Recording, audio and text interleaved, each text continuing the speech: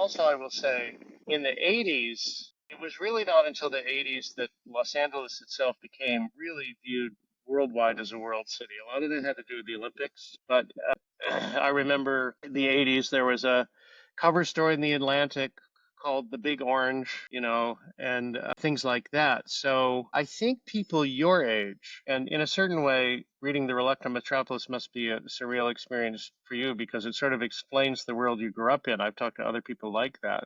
Yeah, But absolutely.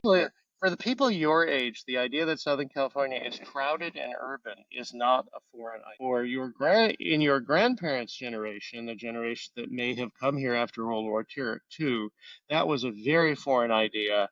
Part of the point of living in Southern California was that you were not living in a traditional urban area. But I think the perception of people your age has changed a lot, which is part of the reason why we have this intergenerational YIMBY versus NIMBY battle right now. It's very true on the generational point. My great grandfather moved to Upland, where I grew up, to grow oranges during the Depression.